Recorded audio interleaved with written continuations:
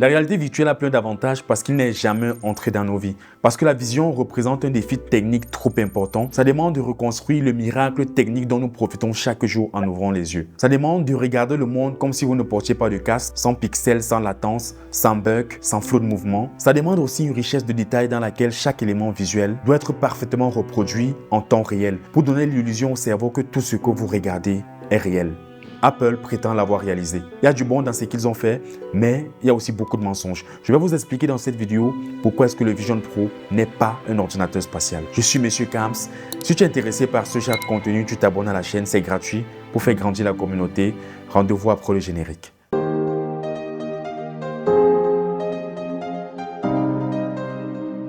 En effet, Apple nous a préparé à ces usages depuis plusieurs années et je vous explique pourquoi. En 2010, Apple lance AirPlay, une fonctionnalité permettant de diffuser du contenu audio ou vidéo sur un écran compatible. En 2011, Apple a introduit Siri sur ses iPhones et l'a depuis entraîné à reconnaître la dictée vocale et écrite. En 2017, Apple a introduit Face ID, un système de reconnaissance faciale 3D capable de débrouiller votre iPhone, mais surtout de repliquer un visage. C'est ça qu'on appelle le persona. En 2020, Apple a introduit le LiDAR sur ses iPhone Pro et iPad Pro, une caméra 3D permettant d'avoir des données en profondeur pour vos photos et surtout la réalité augmentée. Toujours en 2020, Apple introduit l'audio spatial avec les AirPods Pro, un système audio permettant d'avoir un son à 360 degrés avec mouvement de la tête. Et enfin, en 2022, Apple a présenté Safe Manager pour ses iPads, une fenêtre pensée pour les doigts plutôt que la souris. Et tous ces éléments se retrouvent dans un seul produit, l'Apple Vision Pro. Meilleur écran conçu à usage grand public. Chaque pixel fait le diamètre d'une cellule sanguine.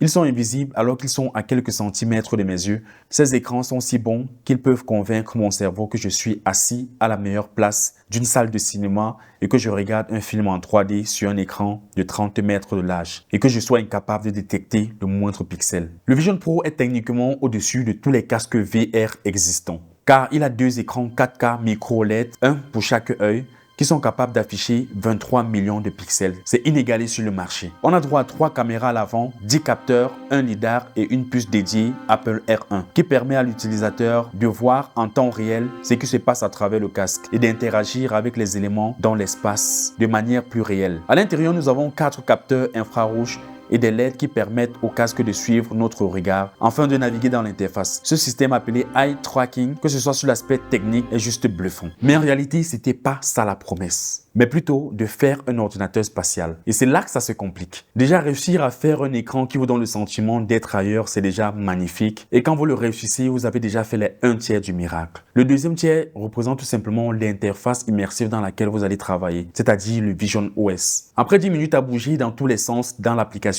vous avez déjà compris comment fonctionne le Vision parce qu'il ne peut pas être plus intuitif. Vous regardez ce que vous voulez saisir, vous le bougez avec vos mains. C'est le truc qui se rapproche le plus de l'interface neuronale. Vous avez l'impression que ces éléments lisent dans votre cerveau et avec ça, vous avez débloqué les 2/3 du miracle. C'est déjà très impressionnant, mais les 1/3 restants va juste être plus complexe parce qu'il va répondre à la question de à quoi ça sert en réalité. Une fois l'effet de nouveauté passé, c'est-à-dire regarder par exemple des TikTok sur plus de 30 mètres de largeur, vous allez certainement vous poser la question de à quoi est-ce que vraiment ça va me servir le Vision OS. J'ai ma petite idée par rapport à cela, mais je dirais tout simplement que c'est le cinéma. Regarder un film dans un ciel étoilé tout en étant assis dans un avion, c'est juste délirant. Je m'inquiète même réellement pour les salles de cinéma physique. On ne parle même pas seulement d'avoir un cinéma 3D à la maison, mais on est en train de parler de quelque chose qui doit résoudre un problème en réalité. Ou tout simplement quelque chose qui va vous permettre de vivre une expérience tout simplement inaccessible. Il s'agit tout simplement d'un produit qui va venir réaliser votre rêve. Le Vision Pro réalise beaucoup de choses. On parle d'un produit qui coûte 3500 €. Pour retirer une telle somme pour pouvoir mettre sur un produit tech, ça demande tout simplement d'avoir déjà un besoin qui est résolu.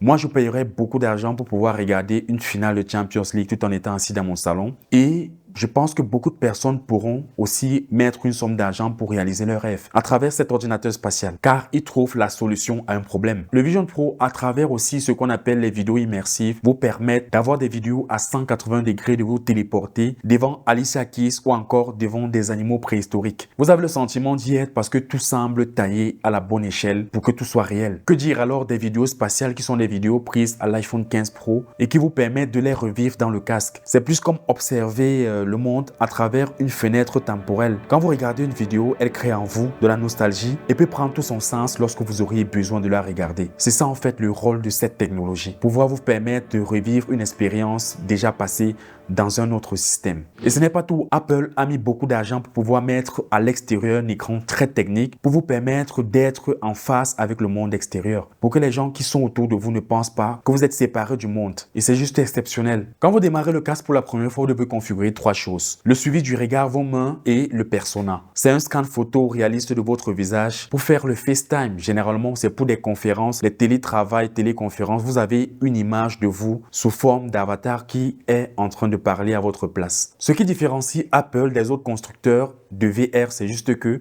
toutes les images, toutes les vidéos que vous voyez dans le casque sont des vidéos virtuelles mais ancrées dans le réel. Rien ne relève de la fiction. Je ne sais pas avec quoi Apple a développé cette technologie, mais je dirais tout simplement elle est pratiquement inégalée. Et tout ce que vous voyez, ce sont des choses qui sont pratiquement réelles et vous pouvez vous rendre dans ces différents endroits. Si ce sont des animaux préhistoriques, vous pouvez savoir que cela a existé dans le passé. Le Vision Pro en réalité, c'est l'écouteur pour les yeux parce que l'isolement est parfois ce dont nous avons besoin. La vie est pleine d'expériences solitaires. On ne peut pas imaginer le nombre de fois qu'on a souvent besoin d'être seul. Nous sommes sur les réseaux sociaux seuls. Nous regardons des films seuls. Et parfois, le monde autour de nous est la raison pour laquelle on a besoin de s'isoler. Donc, en réalité, avoir un casque sur les yeux n'est pas différent d'avoir les écouteurs aux oreilles. C'est la raison pour laquelle je dis le Vision Pro est un écouteur pour les yeux. Mais une fois de plus, ce n'était pas ça la promesse. La promesse de Apple, c'était de nous sortir un ordinateur spatial. Le Vision OS est basé sur le système d'exploitation de l'iPad. Juste une manière de vous faire comprendre que c'est pas du tout un Mac, c'est pas du tout un ordinateur.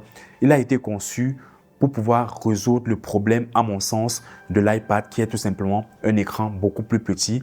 Comme dans le passé, l'iPad était venu résoudre le problème des iPhones qui avaient un écran beaucoup plus petit à son tour. Dans mon sens, je pense que pour utiliser le casque aujourd'hui, tu n'as pas du tout besoin de penser que c'est un ordinateur parce qu'il n'a pas du tout les spécificités d'un ordinateur. Il ne peut pas te permettre de faire des montages vidéo, par exemple, sur un ordinateur. Il ne peut pas te permettre, malgré tout l'écran, aussi parfait qu'il soit, de pouvoir te permettre de travailler en toute tranquillité. C'est tout simplement pour moi une extension d'écran qui est là pour résoudre un problème pour ceux qui n'aiment pas les petits écrans. Une fois de plus, c'est le meilleur produit de divertissement qui te permet de pouvoir regarder du contenu, de pouvoir suivre des films, de pouvoir changer d'environnement pour pouvoir bénéficier d'une expérience inégalée. Apple a fait un produit exceptionnel, mais c'est pas du tout un ordinateur spatial. Merci à tous, merci à vous de m'avoir regardé. C'était Monsieur Kams. Pour ceux qui ne sont pas abonnés, je vous invite à le faire. Rendez-vous à une prochaine vidéo. Peace.